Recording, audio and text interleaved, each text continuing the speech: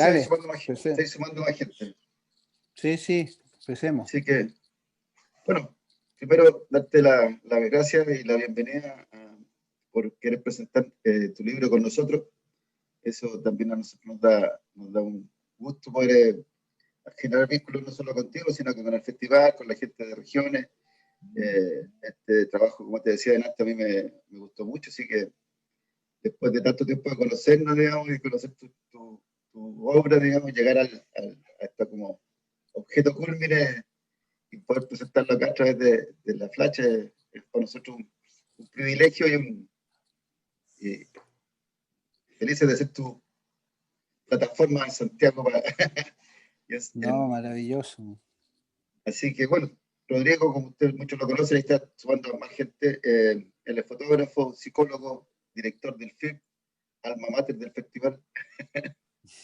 Y, y usted nos va a contar sobre su libro, su último libro, en realidad ya tú tienes varias publicaciones. Este libro que es El Último Sur, editado por Xavier Barral en Francia, que es un lujo de editorial en realidad, y nosotros que tenemos el libro aquí en nuestra dependencia, digamos, podemos dar fe de que es un trabajo hermoso, muy bien realizado, y estábamos comentando hace un rato sobre tantos aspectos de calidad y de el nivel de desarrollo del trabajo de imprenta, ¿no? Del oficio del libro, ¿no? De la elección del papel, el tipo de impresión, y además del trabajo, digamos, fotográfico y todo el desarrollo del trabajo fotográfico, y nos va a contar todo ahora. Así que eh, ahora vamos a hablar un poco, Rodrigo nos va a contar un poco de su proyecto, cómo nació, cómo creció, que tanto tiempo que lo desarrolló, antes de llegar la materialidad del libro, y después nos va a mostrar un video que también habla del mismo trabajo. Así que los dejo con ustedes. Adelante, Rodrigo. Gracias, Javier. No, para mí también es es, es, es, es lógico y exquisito que podamos estar haciendo esto juntos, porque efectivamente tú cuando yo llegué a Chile, fuiste el primer fotógrafo que conocí, como a los 15 días que yo había llegado. Tan pronto. Sí, porque yo acompañé a mi hermano que estaba haciendo un cortometraje y tú estabas trabajando como fotógrafo foto fija en la filmación Verdad, tienes razón. y yo andaba con mi cámara que te llamó la atención y me viniste, yo fui a hacerle foto a mi hermano y él no conocía a nadie, pues. Y entonces tú viniste, te acercaste y conversamos un rato y a la semana ya fui a visitarte a tu taller y ahí ahí nos conocimos, hace como 25 años. Bueno, tal vez un poco más. No Así como es que, 25. así es que me alegra mucho que podamos estar haciendo esto juntos en lo que tú, con toda tu gente, con tu socia, y con toda la gente que trabaja ahí, lo que han hecho en Santiago, ahí en Flash, que se ha transformado en un punto obligado y no sé si único, pero es un punto fundamental para la fotografía de que está lo que está sucediendo, lo editorial, en fin. Entonces, en realidad no me imaginé otro lugar que hacerlo con ustedes para presentar el libro, digamos. Así que Excelente. para mí también es una evidencia y un agrado. Como tú decías, este libro se editó el año pasado, a fines del 2019, en Francia, pero logré solamente ahora, hace unas semanas atrás, hacer llegar el libro a Chile, porque se complicó todo, obviamente, con la pandemia, el viaje y después el poder recuperarlos aquí en Chile. Y entonces, a ver, este libro, para hacer un breve resumen, pero les voy a ir contando más detalles. Y si ustedes quieren hacer preguntas, me imagino que a través del chat y todo se va a poder Sí, sí. hacer eso. Es un libro sobre Tierra del Fuego, fundamentalmente, sobre el extremo sur de Chile, pero la mayoría de las fotos son en Tierra del Fuego. Y son fotos que yo llevo haciendo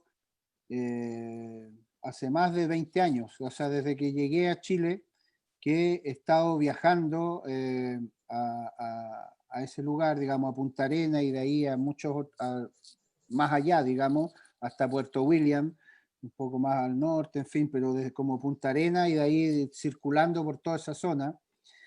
Y,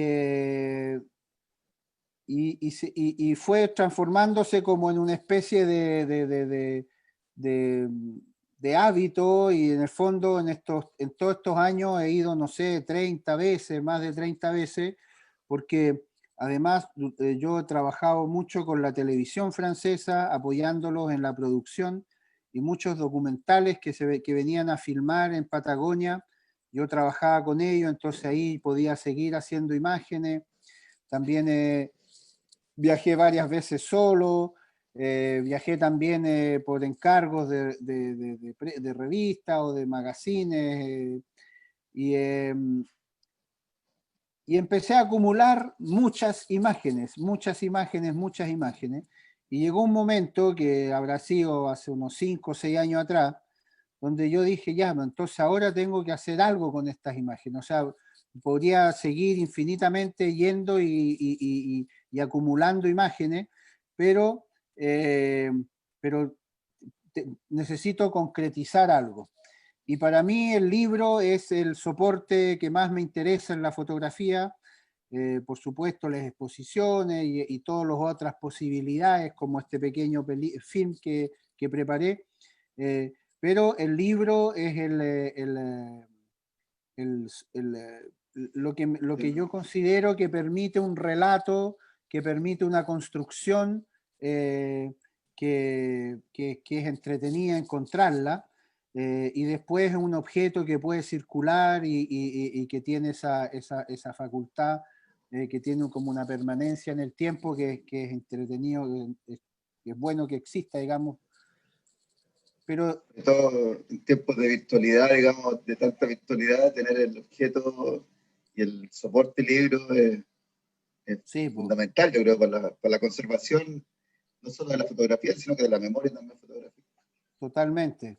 Y el objeto como libro, es decir, que el libro y la fotografía permite eso, de relacionarse con ella con tiempos totalmente, o sea, permite una contemplación. El libro tú puedes verlo hoy día y después lo vuelves a ver en 5 años más y siguen sucediendo cosas, ¿no es cierto?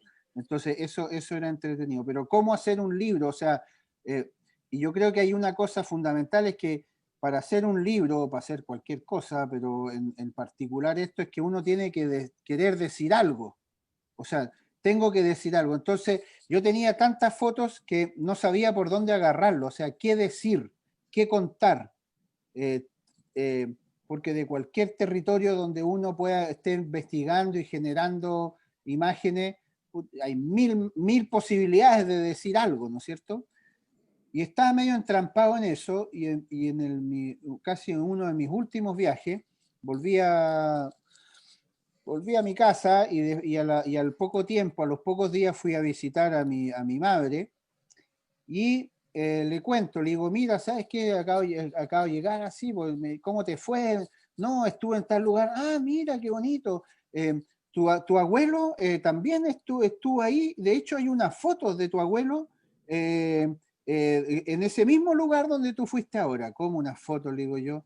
Sí, hay un álbum que hizo tu abuelo cuando cuando instaló la estancia. Y le digo, ¿cómo un álbum? Y se levantó y Ahí así estaba como arriba el ropero, así como decir, toma. como que me dijo, ¿quieres un poquito de un queque que hice en la tarde? Así, se levantó y me muestra el medio álbum que No había mi visto abuelo, nunca. yo no había conocía, que no había Uh, visto nunca, eh, y de ahí sacó con, fotos. y con fotos que hizo mi abuelo en el 1938, cuando se fue a instalar a Tierra del Fuego. Eh, y entonces, casi en ese mismo instante, en ese mismo momento con mi vieja, se me armó el libro, o sea, se me abrió el pretexto para contar algo. contar la historia de mi familia, de mi abuelo, que mi abuelo trabajó en todo el proceso de la reforma agraria, que se inició en esos años en ese territorio, y habían facilidades para tener algunos predios para poder trabajarlos. Y mi abuelo se aventuró con mi abuela, con mi madre que tenía 5 años y un tío que tenía un poquito más, y se instalaron en Tierra del Fuego y iniciaron una estancia de ovejas. Bueno, y entonces, viendo las fotos, que además ustedes las van a ver ahora en la película, pero además son buenas fotos. Y hay una práctica fotográfica que yo he venido como desarrollando, que me gusta mucho, que es combinar mis fotos con otras fotos, y pensar el archivo, es decir, fotos que no son tomadas por mí y que son de otro momento, como una posibilidad narrativa del presente.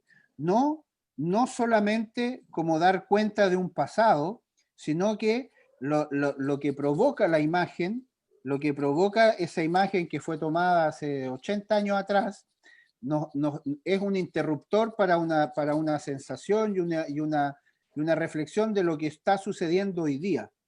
Y entonces, por eso me gusta jugar con eso, y en varios otros proyectos lo he adoptado así.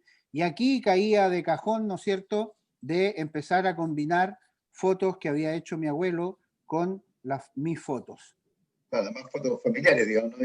Y además, entonces, claro, porque obviamente yo no quería hacer un libro de la Patagonia como de la espectacularidad de los paisajes, o sea, tenía la voluntad de hacer un libro más desde lo íntimo, desde el detalle, desde el silencio, desde la soledad, y entonces esto me permitió llegar a eso, porque el libro presenta el lugar, presenta ese fin de mundo, pero desde esa humanidad sencilla, ¿no es cierto?, del cotidiano, y obviamente tomándolo desde la historia de mi abuelo, de mi familia, mi historia, todo se armó, como que el puzzle, como que cuando estáis haciendo un puzzle que estáis loco que no te resulte, de repente encontraste 4 piezas y partiste, pero y se te armó entero el panorama, digamos. Y eso me pasó. Y después lo otro que quizás sería contarlo ahora antes de ver la película, y quizás después de la película hablar más de cómo se construyó el libro y eso. Mi familia se exilió a pocos días después del golpe. Entonces yo crecí en Francia junto a mis hermanos y mis padres, mi madre y mi padre, y y eso sucedió cuando tenía 6 años. Y cuando yo tuve 10 años, mis viejos hicieron un gesto bien loco. Me subieron a un avión junto con mi hermano Gonzalo, que tenía 7 años, y nos mandaron para Chile. Ellos estaban prohibidos de venir. Y nos mandaron para Chile y nos dijeron, queremos que vayan a Chile para que conozcan su país.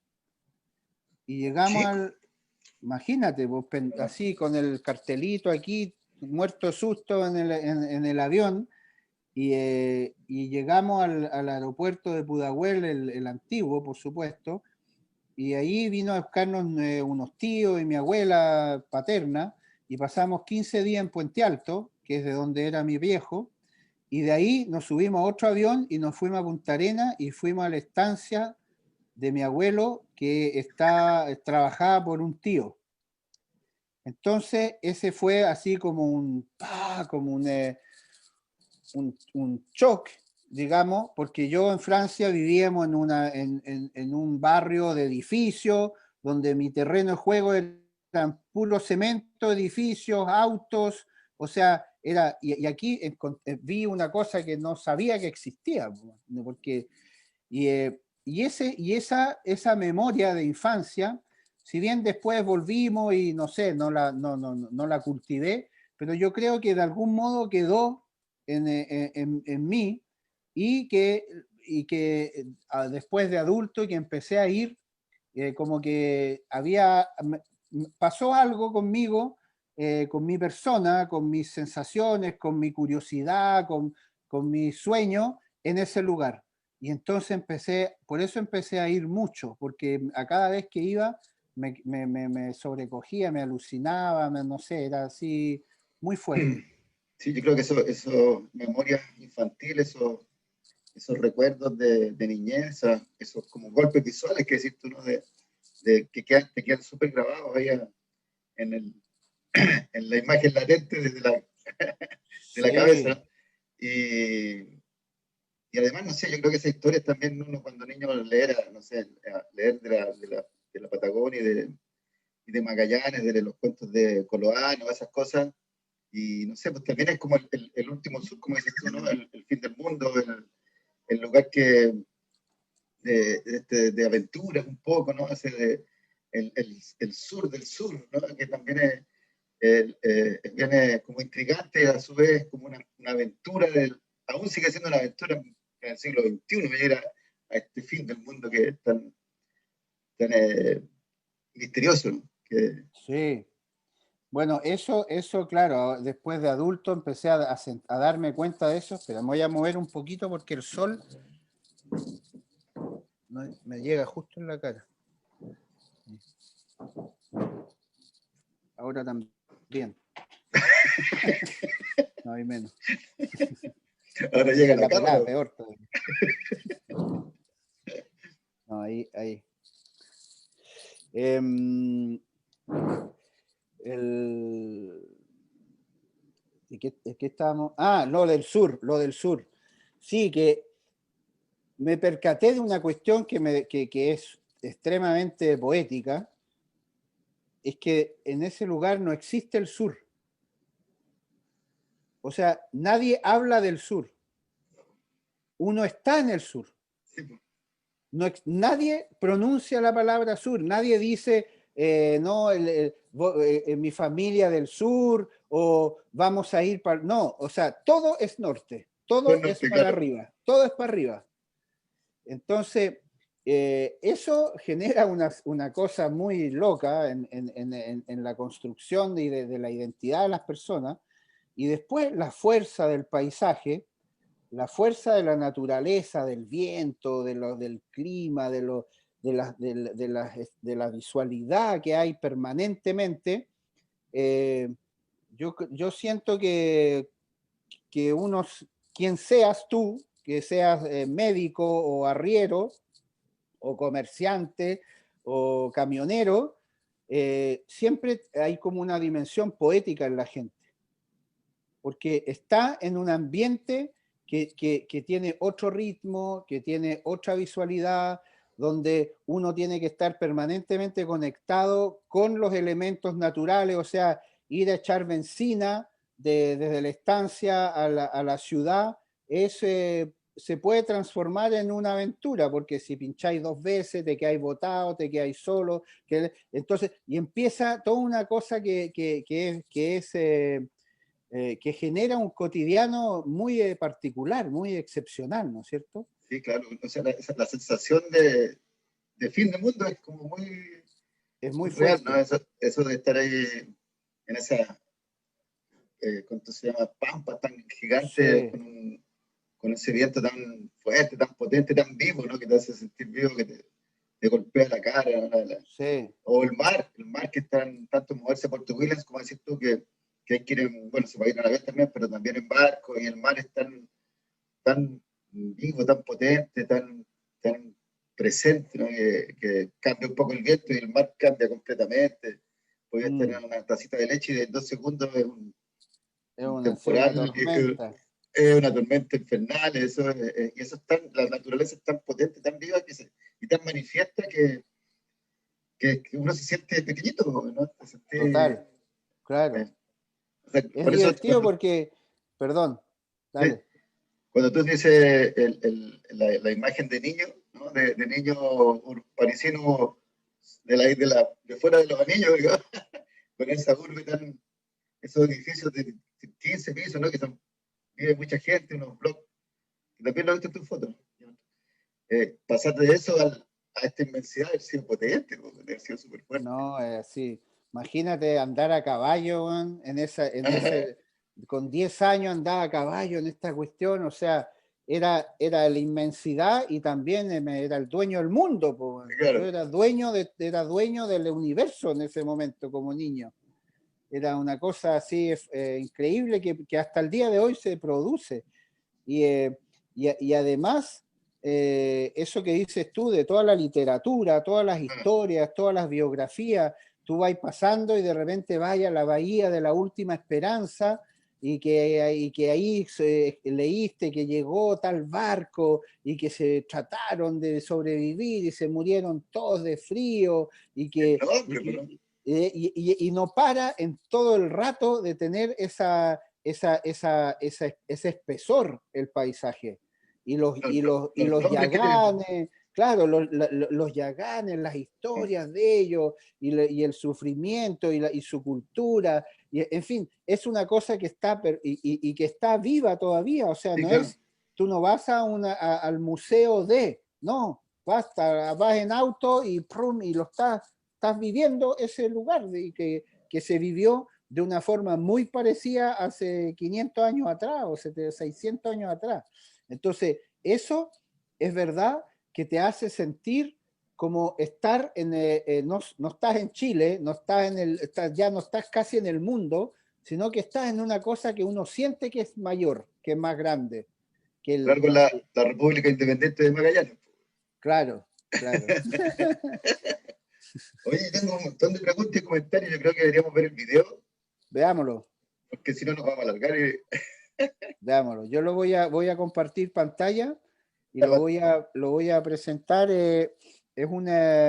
Dura media hora. Voy solamente contar que este pequeño film lo hice porque se presentó un festival de documental francés. Vio el libro y me preguntó si yo podía hacer una versión multimedia.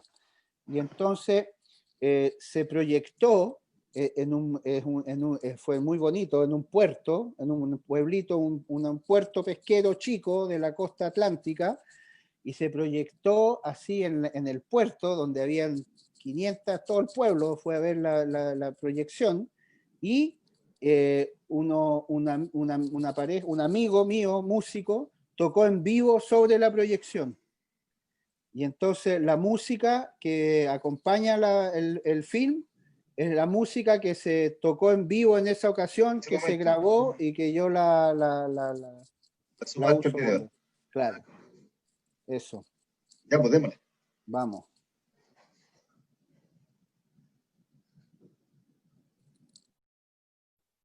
Ya. Vamos. Estamos. Dale. Bueno, saludar a todos quienes estén, todas y todos quienes estén viendo esta transmisión, esta segunda parte de la que comenzamos el sábado recién pasado, que tuvo un pequeño percance. Así que bueno, son cosas de... Prende tu micrófono, Javi. Ahí mejor. Sí. Bueno, nuevamente, buenas tardes a todas y todos quienes están conectados en esta segunda parte de la presentación de Último Sur, el libro de Rodrigo Gómez. Me confundí porque está Rodrigo Rojas ahí acompañándonos también. Bueno, y como les contaba, quería saludar a la gente que está conectada, darle las disculpas pertinentes por los percances del sábado pasado. Son cosas del oficio ahora. La tecnología a veces nos traiciona. Así que vamos a continuar con los que vieron el sábado. Tuvimos una primera parte en la que Rodrigo contó un poco la génesis del libro y el proyecto, que fue de varios años, el encuentro con los distintos viajes, el encuentro del álbum familiar, y estábamos viendo un video que resume el proyecto con unas imágenes bien bien especiales, bien oníricas de Tierra del Fuego. Así que dejo un poco a Rodrigo nos cuente un poco más y vamos a poner el video de nuevo. Así que, bienvenidos. Saludos, Sebastián. Tienes que apagar tu micrófono, Javier. Bueno, sí, yo por mi parte también disculparme que el sábado estaba en un lugar donde no había internet y estaba conectado con mi celular y estaba súper así viendo la película junto a ustedes y no me di cuenta que mi celular se apagó y que se fue todo a la chuña. Así que les agradezco realmente que se hayan vuelto a conectar hoy día y como decía Javier, les proponemos entonces volver a ver, o sea, ver la película que preparé para presentar este trabajo, partirla desde el inicio y luego contar más detalles y poder interactuar con ustedes si tienen preguntas y contarles cómo se gestó el proyecto, la significancia que tiene mi trabajo y cómo se fue armando hasta llegar a este libro que estaba ya aquí en Flash. Así que voy a compartir pantalla y vamos con la película. Buena proyección.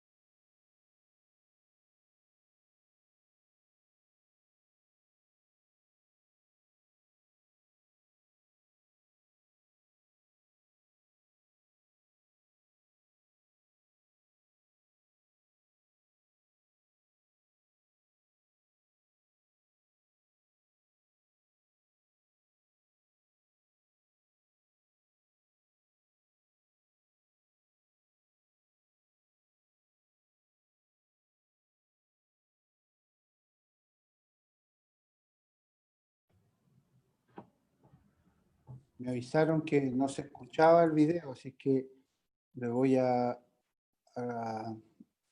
volver a compartir y a modificar la configuración. Disculpa nuevamente. Ahora sí, vemos la película.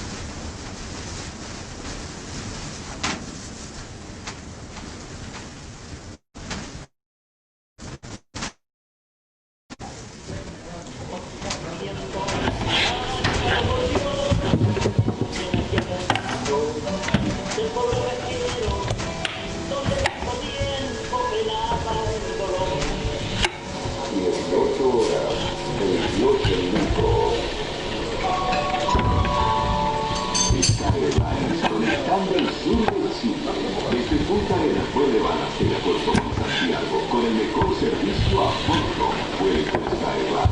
Lo esperamos en Punta Arenas. Rosa 935, Puerto Natal. Manuel Bunge 672. O en www.skyline.cl. Skyline. Conectando el sur.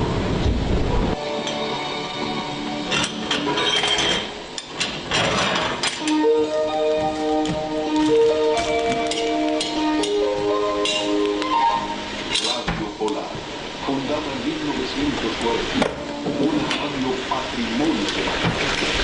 Nuestro compromiso.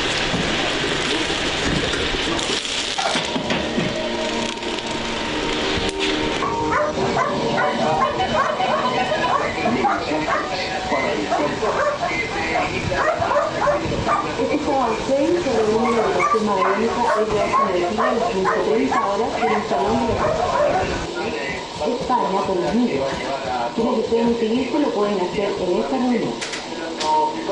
Invito a los socios de la agrupación para la vivienda sector norte a participar en la elección de la nueva directiva, así cual el día domingo 14 de agosto de 2020. Para el proceso electoral se debe tener en consideración lo siguiente. Los socios que deseen postular como candidatos a la directiva deberán inscribirse desde el 11 de julio hasta el 10 de agosto de 2011. El requisito para poder votar que los socios se encuentren debidamente inscritos en el libro de registro de socios antes de la elección. Para ambos casos,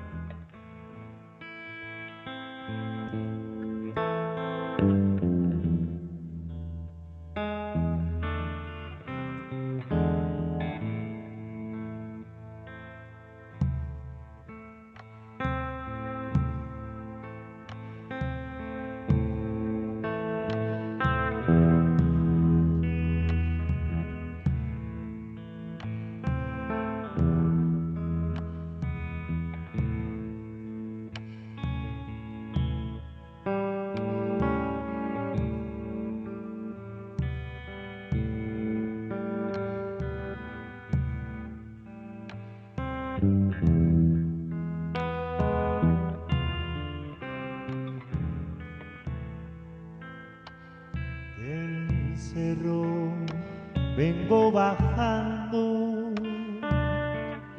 camino y piedra, tengo enredada en el alma vida una tristeza, tengo enredada en el alma vida una tristeza. Me acusas de no quererte, no digas eso. Tal vez no comprendas nunca vida, porque me alejo. Tal vez no comprendas nunca vida, porque me alejo. Es mi destino, piedra y camino de un sueño lejano y bello vida. Soy peregrino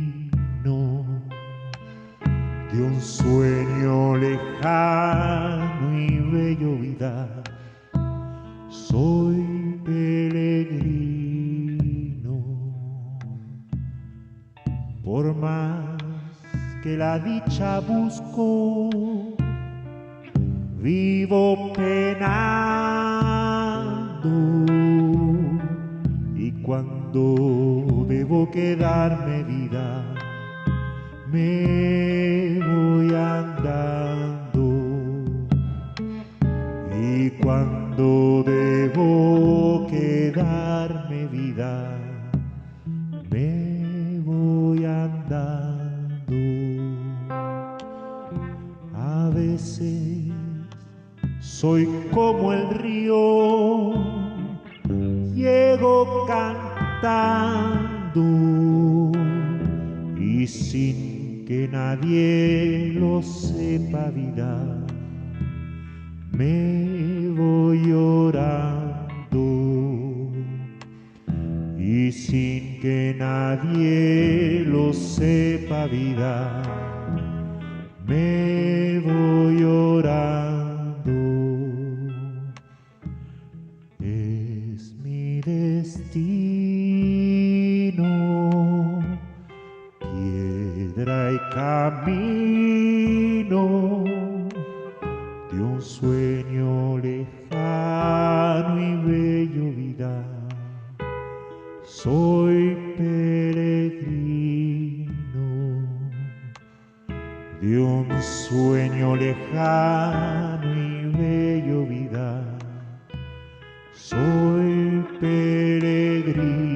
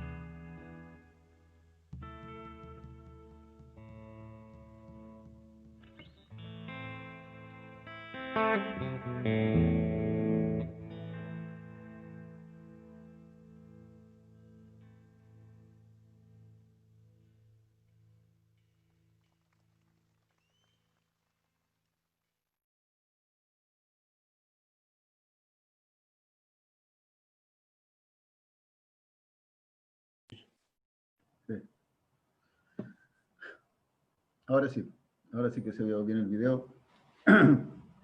pudimos apreciar el trabajo en su plenitud. Hermoso, hermoso trabajo, Rodrigo. Y bueno, te voy a empezar a transmitir algunas preguntas que están llegando. No sé si partir por alguna felicitación, algunos amigos que están conectados. Eric Falcón, Vicente González, Sebastián Utrera, Alex von Bich, un apellido largo. Tatiana. Bueno, como estábamos conversando hace un rato, quería que nos comentara algunas cosas que yo veo aquí en este trabajo, que me gustaría entrar un poquito más en profundidad, sobre todo las historias que hay detrás de cada una de estas fotos, que hay tantas, bueno, la imaginación vuela un montón, pero me gustaría saber, entrar en detalle con algunas imágenes en específico, como las de las personas que están en sus casas y la de las casas, precisamente lo que me estaba contando hace un rato, de la mujer esta que está tomando un té, y esa casa que es la última casa antes del Cabo de Hornos, o la última casa del sur, al sur del sur, la última casa sobre la tierra. Cuéntanos un poquito. Sí, bueno, en realidad todas las imágenes que fui recolectando, las imágenes que fui editando, siempre fue como en ese sentido. Lo que decía un poquito el sábado es que quería contar ese lugar no desde afuera, no desde lo espectacular, sino que contarlo realmente desde las experiencias que yo fui adquiriendo, y las experiencias que fueron significativas para mí. O sea, en estos 20 y tantos años, y en estos casi 30 viajes que hice, siempre lo que me conmovía era esta cosa de la soledad, del silencio, de una vida ruda, donde de algún modo yo me identificaba con la gente, y de algún modo también como que me imagino muy bien en esa vida. Y en particular en la foto que tú mencionas, Javier, tuve la suerte, gracias a poder trabajar con la televisión francesa, de ir a lugares que uno no llega si es que no hay una intención precisa, con voluntades, con posibilidades para llegar. Y ahí fuimos a la casa que resultó ser la casa más austral del mundo, que está en una bahía que se llama Bahía Douglas, que está al sur de la isla Navarino, ¿no? Que solo se puede llegar, que fue una navegación de más de 8 horas, para poder llegar a esa cabaña donde vivía esta mujer, con su marido, y que en el invierno salía a pescar la Santoya o el Centollón, y en verano bajaban los animales, y tenían ahí una cantidad de vacunos, pero imagínate, o sea, ahí era, no sé, era una cabaña a la orilla del agua, del mar, donde no había nada, que por un lado era como muchas casas con un jardín y con un panorama increíble, pero por otro lado la carga humana, lo que significaba existir en ese lugar, vivir el cotidiano, claro, era conmovedor, y siempre a mí me hace como mucho eco esos lugares y esa gente, por lo sencillo y lo grandioso que significa poder resistir la vida en esas condiciones, que finalmente yo siento que es una metáfora de todas nuestras vidas, digamos, pero ahí se hace muy patente con la fuerza de la geografía, del lugar, y efectivamente, pues ahí como que yo sentí en ese lugar y en varios otros, de estar en el sur, o sea, de donde ya es un lugar donde, como te decía, y como lo anoté ahí en el libro, el sur no existe, uno está en el sur. Nadie menciona la palabra sur. Claro. Otra cosa que quería preguntarte, porque hay varias imágenes como un poco oníricas, que son extrañas y parecen justo con la Tu micrófono, tu micrófono. Ya, vuelvo a preguntar. Que hay algunas imágenes que parecen un tanto oníricas, un poco extrañas, que además dentro de la edición del libro van entrando en un relato un poco mágico, por decirlo así, ¿no? Y son situaciones como que uno se pregunta qué significa, qué es esto, por qué ese reloj que estoy buscando aquí, ese reloj dibujado en un plato, o en no sé qué es lo que es y que tiene una hora específica y que todo el día a la misma hora, y uno se pregunta qué hace eso ahí, por qué está ahí, quién lo hizo, por qué lo hizo. Y ahí lo estoy buscando, no sé dónde está, ¿no? Mientras me cuento un poco de qué va eso. Acuérdate. Mira, ese reloj fue divertido, pero son esos tiempos y esos momentos que igual a uno lo forma, o sea, que este oficio de la fotografía, de algún modo uno se va formando en eso, porque una de las maravillas que tiene la fotografía, desde mi perspectiva, es que te abre puertas insospechadas. O sea, uno puede un día estar en la casa de de un gran poeta o de un presidente de la República o de un arriero, como en este caso. Y finalmente, uno con esa voluntad de buscar imágenes que dan cuenta de lo que uno está viviendo en ese momento, en ese lugar, con esas personas, finalmente uno como fotógrafo, siento que uno los tiene como en el mismo, o sea, si yo llego a la casa del presidente de la República, hay una cantidad de protocolos que voy a tener que entender para poder llegar a una imagen que me parezca pertinente. De la misma manera que cuando entro al puesto de un arriero que vive solo durante 6 meses del año, y donde llega un extranjero, y entonces donde ese hombre, por ejemplo, pasaba algo increíble, donde estamos, el puesto es una cabaña donde tiene una mesa, 2 sillas, una cocina a leña y una cama, y unas repisas, no mucho más que eso. Y entonces yo llegué ahí, nos saludamos, sí, va, quizá hablamos 10 minutos y nos sentamos en la mesa y él empezó a hacer un té, un mate y probablemente estuvimos media hora en silencio. Yo entrando a la casa y entonces, claro, imagínate como uno viene de la ciudad, de la cuestión, estar sentado en una mesa con otra persona y mantener media hora de silencio puede parecer súper angustiante, pero finalmente son esos códigos que uno lee como persona y también como con esa voluntad de lo que decía antes del oficio de la fotografía, y donde, claro, van pasando cosas y el tipo está ahí, obviamente que él no estaba preocupado ni nada, estábamos mirando por la ventana, y en esa pieza había un plato de estos platos de loza con una hora escrita con un plumón. Y entonces, en un momento le digo, oiga, ¿y usted por qué puso eso?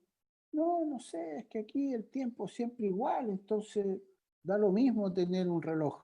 Si uno se despierta, se orienta, se levanta con la luz, con el sol, los animales, así es que, ¿para qué voy a poner un reloj? Así es que un día tenía un plato viejo y puse, ¿y por qué las 9?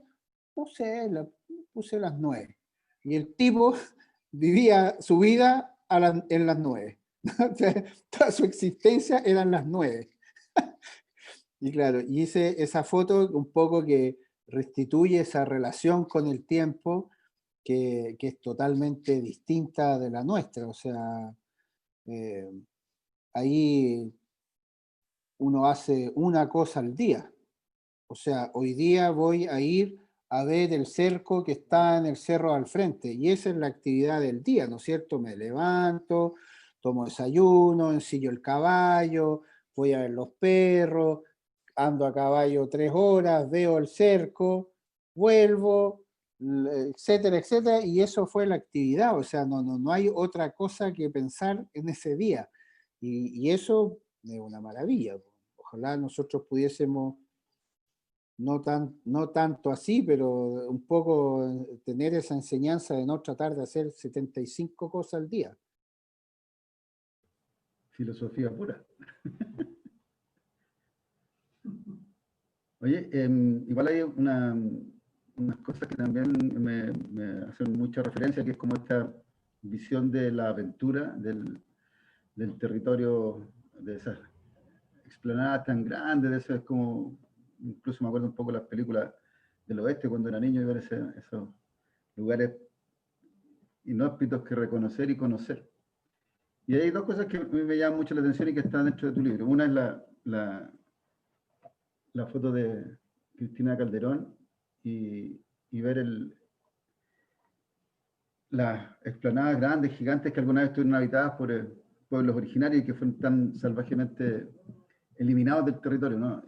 Eso es una huella y una historia muy cruel que también, en cierta medida, también se rodea o por lo menos yo la veo así, en las imágenes tan un poco tristes que a veces se ven, o desoladas del paisaje, que son un poco conmovedoras. Y creo que los habitantes que están, además que hay gente trabajadora que aparece en las fotos, me gustó mucho también. Y me gustaría que me contaras un poquito la relación con las personas, con los primeros habitantes, o sea, con los descendientes de esos primeros habitantes, la misma relación con Cristina Calderón, que es todo un personaje. Y antes de hacer unas preguntas que están aquí llegando por el Facebook.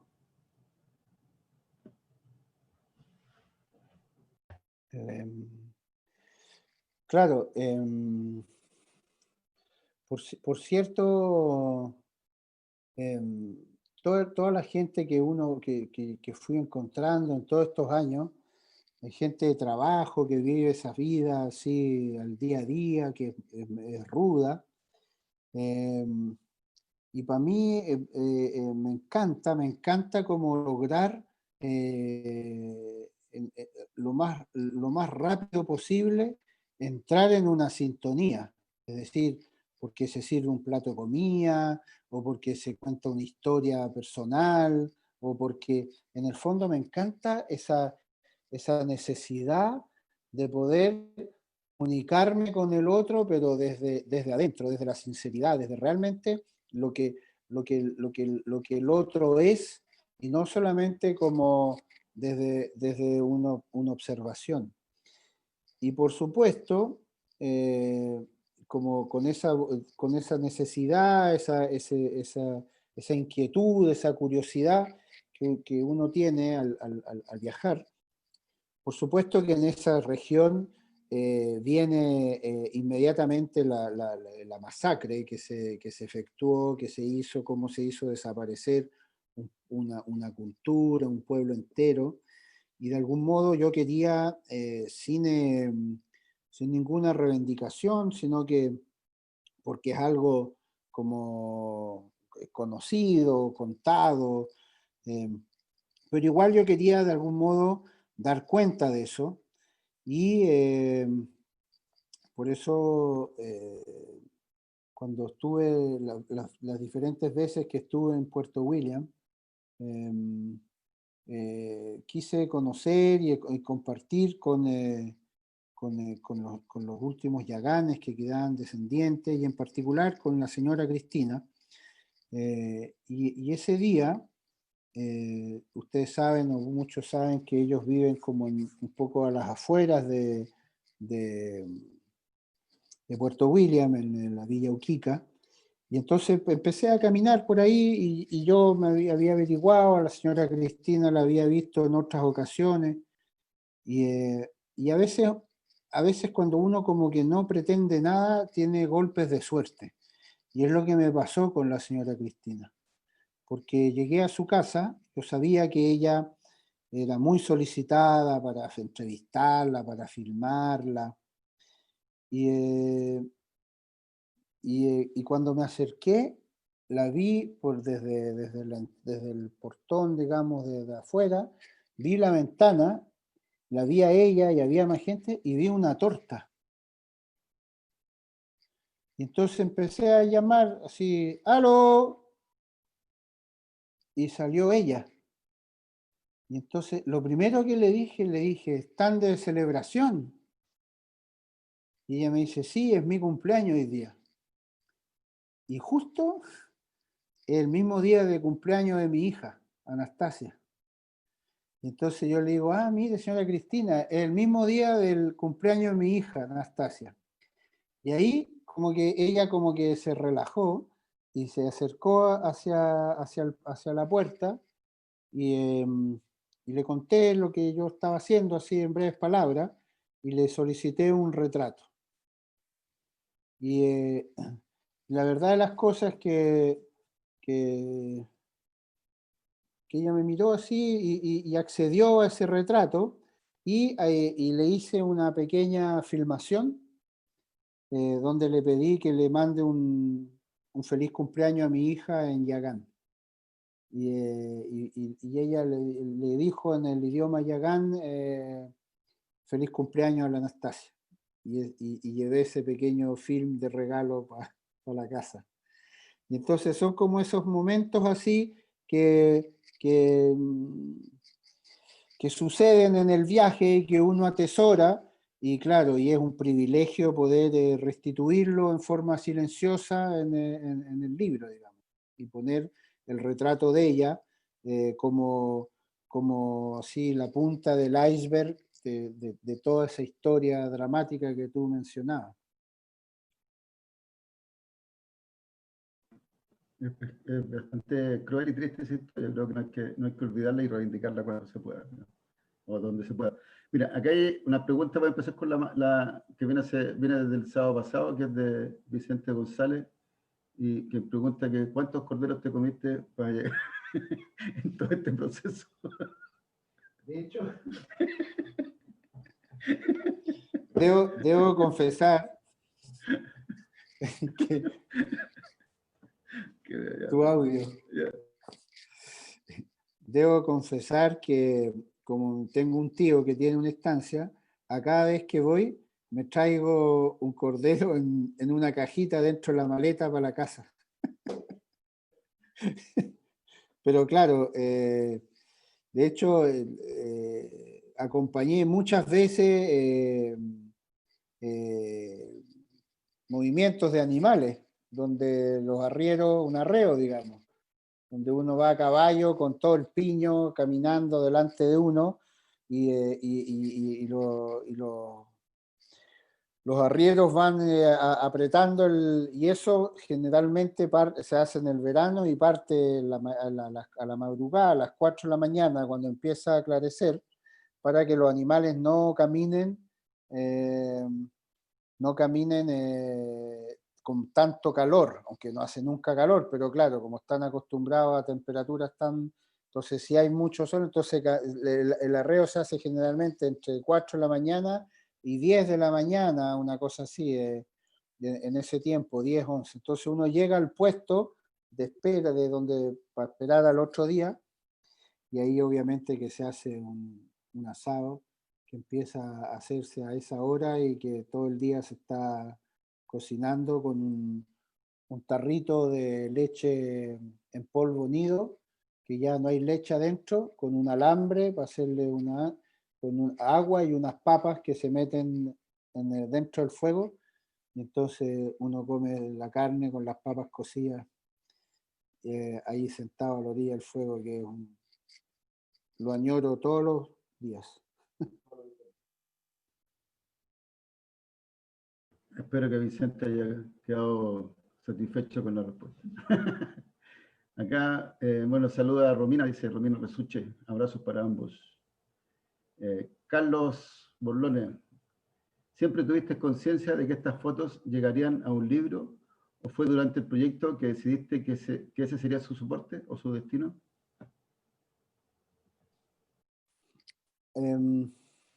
O sea, siempre pensé que algo tenía que hacer con las fotos.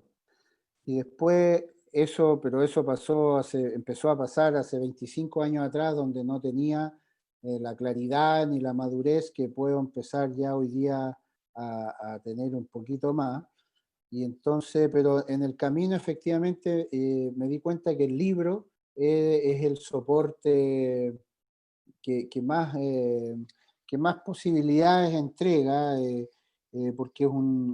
porque está esa cosa de contar algo, de invitar al lector a un viaje, es algo muy íntimo, es una cosa de uno a uno ve el libro en un lugar personal, no lo ve en la galería, sino que lo ve en la casa o en un espacio donde uno está en tranquilidad. Y entonces, y además está todo el tema de generar un objeto, ¿no? De provocar un objeto, de crear un objeto. Y eso, sí, diría que o sea, rápidamente dije ya, en algún momento voy a tener que hacer un libro. Pero como lo comentaba un poco el sábado, durante muchos años, o sea, llegó un momento donde ya consideraba que tenía muchas imágenes, y que ya había material para empezar a construir algo, pero no sabía por dónde agarrarlo. En un momento pensé hacer un libro totalmente eh, anarco, donde ponga todo, o sea, donde esté todo casi sin orden, las tiras de contacto, todas las fotos, todo, reportajes más precisos, más de un lugar en particular. Por ejemplo, hice un reportaje que para mí fue muy significativo de los faros, de los fiordos de la zona, y entonces poner todo eso, etcétera, como una especie y en el fondo era porque todavía no tenía una historia verdadera. Y finalmente, cuando apareció ese álbum de mi abuelo, que en el fondo le dio ese cuerpo y me hizo también entender, al yo ver esa foto, por qué yo estaba yendo para ese lugar de manera tan insistente, o sea, por qué para mí se transformó en una necesidad, y cómo yo fui adoptando ese lugar, y cómo yo, a pesar de no ser de ahí, pero cuando yo llego a Punta Arenas, me siento como, tengo ya, me ubico, ¿no es cierto? Me ubico no solamente en lo práctico, sino que en lo emocional. Y entonces el hecho que mi familia se haya instalado ahí y que hayan huellas fotográficas de eso, me permitió construir el libro y contar una historia que parte desde una historia íntima, para tratar de abrirla a dar a ver y a entender lo que es ese lugar y vivir en ese lugar. Pero sí, el libro, y cada día más en mi trabajo personal, el libro es un soporte que es el que más me interesa. En eso coincidimos plenamente. Oye, sobre lo mismo, Carlos también pregunta si puedes hablar un poco de la relación con la editorial Xavier Barral, y en la edición y el relato, si en la edición y en el relato participaron ellos. Sí. Mira, yo decidí entonces hacer el libro cuando apareció el álbum de mi abuelo, y postulé a un fondo aquí en Chile para poder construir el libro e imprimirlo. Y entonces o sea, fui muy metódico y hice una maqueta, una primera maqueta que tenía ya las 10, 15 dobles páginas iniciales, propuestas, digamos, y obtuve un fondar para poder hacer el libro. Y de ahí me puse a trabajar y hice una maqueta que lo cuento porque fue relevante para mí y fue una experiencia fantástica. Hice la maqueta sin el computador. Cuando terminé de armar el libro no tenía InDesign. Había decidido un formato y le pedí a la imprenta que me haga un libro con la misma tapadura y con hojas en blanco, y iba imprimiendo fotos y las iba pegando sobre esta maqueta en blanco. Y así iba contando en el escritorio, en la mesa de trabajo, cortando, armaba 2, 3, 4, 5 doble páginas al día y las dejaba, y al día siguiente lo retomaba. Y fui armando, y eso fue genial, porque en el fondo en el computador uno tiene demasiadas posibilidades, que ponerla corte, que sacarla, que ponerla chica, que pasarla para el lado, que para aquí, que no, que saquémoslas, que pongamos muchas, que pongamos pocas. Mientras que en la mesa uno tiene que tomar una decisión porque tengo que imprimirla, entonces tengo que decidir de un formato, de que si la voy a imprimir en chiquitito para dejarle blanco, o si la voy a imprimir en grande.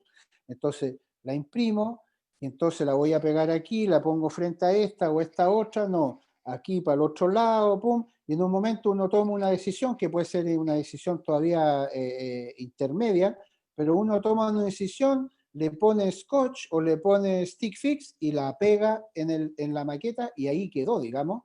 Entonces, modificar eso significa que tiene que haber una razón importante, que efectivamente tú la vuelves a ver los días después o las semanas después y no te convence, entonces la arranca, pero arrancarla significa que se daña el papel, en fin. Hay una cosa un poco que yo lo comparo, retomando lo que decía Vicente, a la cocina. Cuando uno cocina en la casa, que invita amigos a cocinar, uno va a la feria, va al supermercado y compra una cantidad de ingredientes, ¿cierto? Y entonces si yo decidí cocinar pollo, no se me puede ocurrir en mitad de camino cocinar un pescado porque no lo compré, ¿no es cierto? Entonces tengo que lograr algo con lo que tengo. Y eso fue muy entretenido y fue una práctica muy, que para mí fue muy buena. Y entonces terminé esta maqueta que tenía ya un comienzo, un final, que me tenía tranquilo, y tuve la suerte de tener un viaje a Francia, y ahí tenía la maqueta lista, que ya estaba empezando a entrar en contacto con la imprenta, con quien había hablado aquí en Chile, para imprimirlo acá. Y cuando voy para Francia, digo ya, voy a llevar mi maqueta y se la voy a mostrar a 2, 3 personajes que yo considero influyentes en la fotografía, para recibir un feedback de lo que estoy haciendo y ver qué les parece. Y vi al crítico Christian Cojol, le mostré el libro y le gustó. Entonces ya para mí eso era un punto así como bueno. Y después se lo mostré al ex director del Festival de Arles, al François Hebel, y también le gustó, y fue como más enfático, y en un momento, y ahí voy a la respuesta a la pregunta, me dice, ¿y tú con quién lo vas a editar? Y yo ahí, en mi cabeza, digo, si no me tiro a la piscina ahora, no, o sea, yo no voy a tener, ya llegué, ya hice todo para llegar a esto, si no me tiro a la piscina ahora, no va a haber otra oportunidad.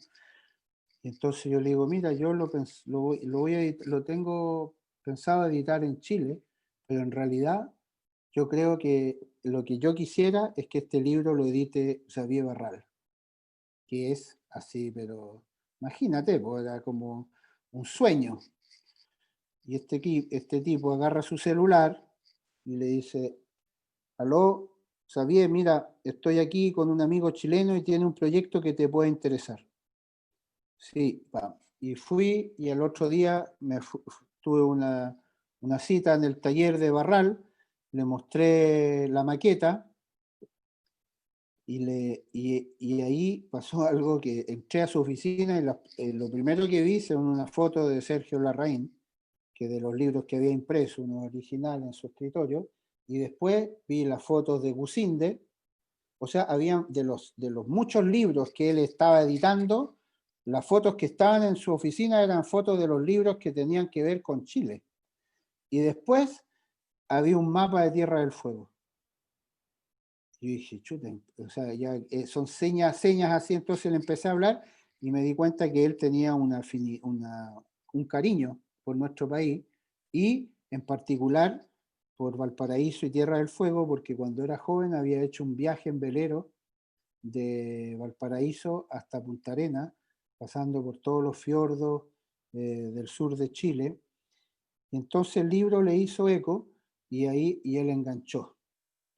Y como yo tenía el apoyo del Fondar, y entonces tenía un presupuesto para Chile, digamos, para imprimir el libro, él me preguntó, ¿y tú qué onda? O sea, yo le dije, no, yo tengo esto. Ah, entonces, en el fondo yo venía como podía poner algo sobre la mesa, y le dije, yo tengo este presupuesto para imprimir el libro, y ahí partió la aventura con él, y fue increíble porque, primero, para mi gran satisfacción, él no cambió casi nada de la maqueta. Hay algunas fotos que el final, le dimos una vuelta al final, sacamos como 3 fotos y incorporamos como 2 o 3 fotos más. Y el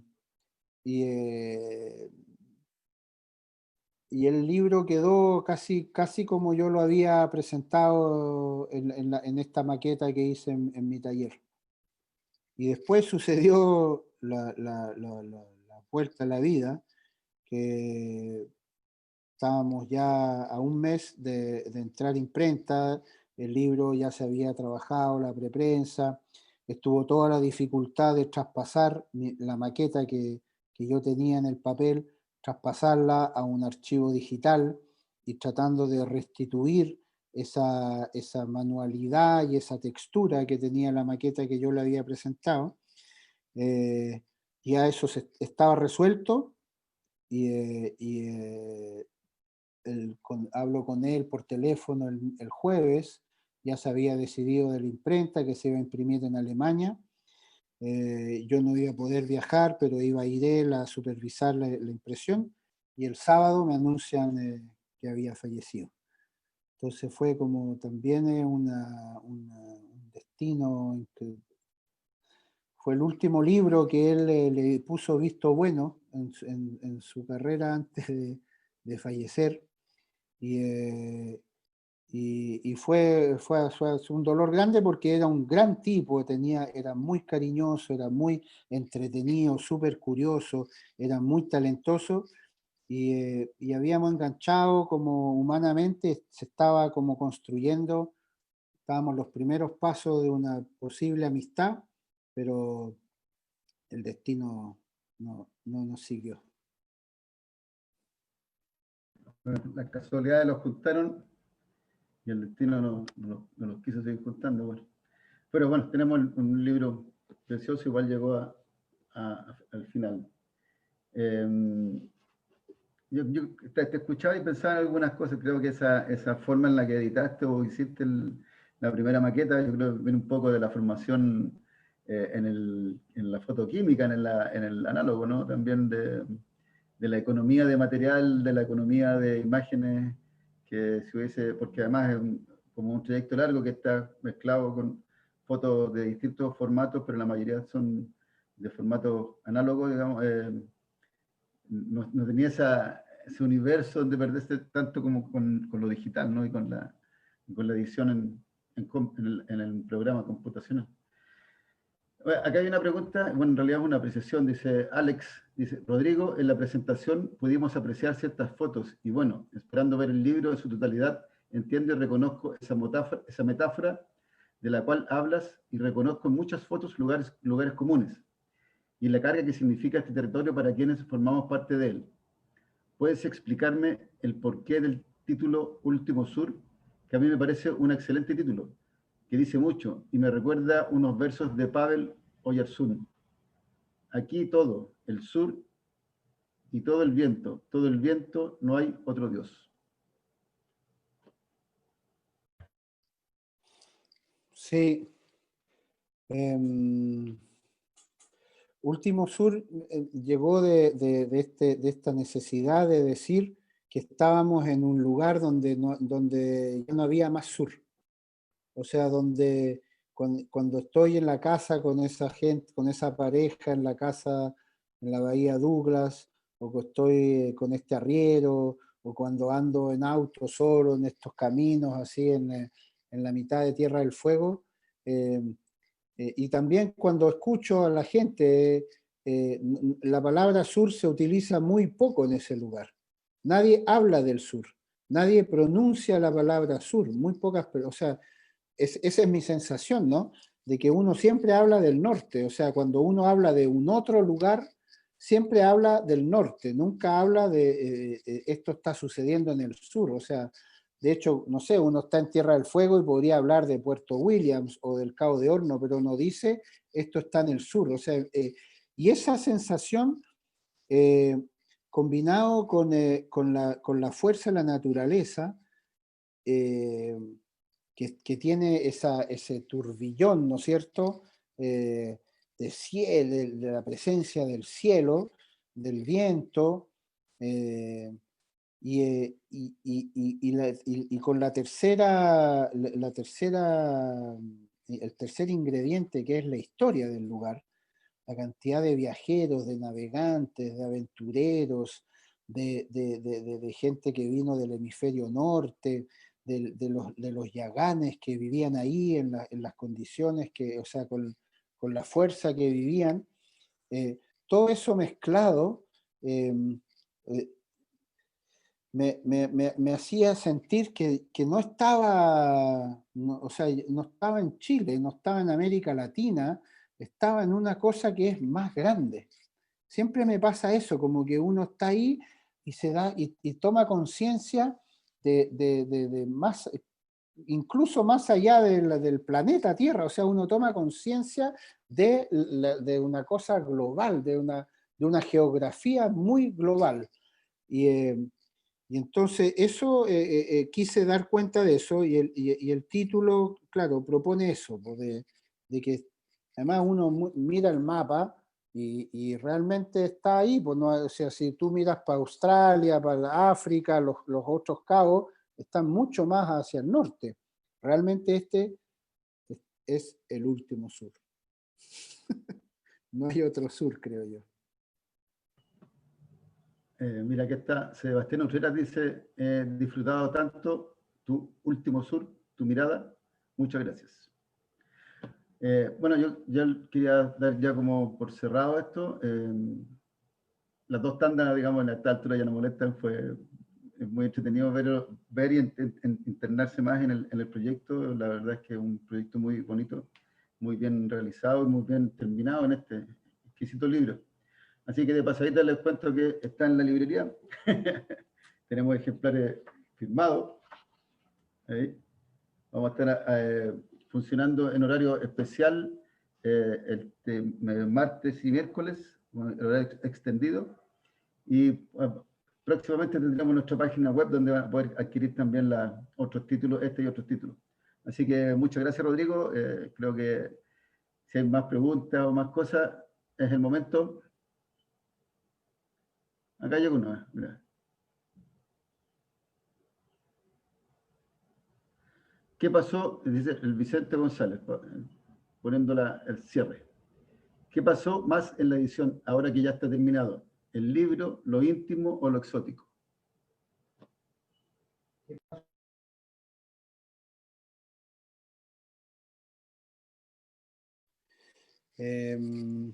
No, o sea, para mí es lo íntimo.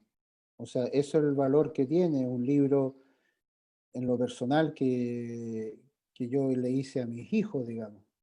Y contarle la historia de su abuela, que no pudieron convivir tanto con ella, contarle la historia de su bisabuelo, que yo no conocí, y de algún modo es contarle mi historia, que es su padre, digamos. Esa es mi voluntad, que este libro ellos lo puedan tener y les acompañe en su vida, y desde esa intimidad y esa emoción se abre para que otras y otros puedan vivir un viaje, digamos, desde eso íntimo. Bueno, para cerrar te voy a transmitir algunos saludos que están llegando aquí. Alex, te mando un abrazo. Vicente González nuevamente, Bravo Rodrigo. Sonia Marchese dice felicitaciones. Fue ocasión de aprendizaje para mí. Fernando Melo manda saludos para los dos. Carlos Rivera también, saludos, se agradece la presentación, hermoso trabajo. Oscar Huerta también está ahí conectado. Munizaga, Gazapuni será, me imagino, lo está viendo también. Y bueno, muchas gracias a todos por haber estado aquí y haber compartido con nosotros esta presentación de un trabajo tan lindo. Y muchas gracias, Rodrigo, nuevamente por estar aquí y estar aquí físicamente en el mismo lugar, ¿no? Estamos aquí los dos en la...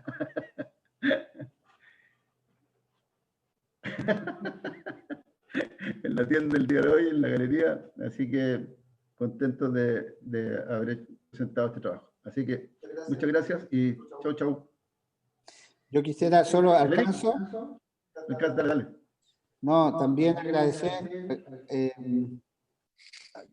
agradecer a todos ustedes que estuvieron acompañando esta presentación y agradecerte a ti, Javier, y a Soledad y a todo tu equipo de generar este espacio que me permite, para mí también es súper agradable, como reconfortante poder comunicar de manera sentida, importante, porque sé que la gente que recibe y que está escuchando tiene esa misma sensibilidad. Así que muchas gracias.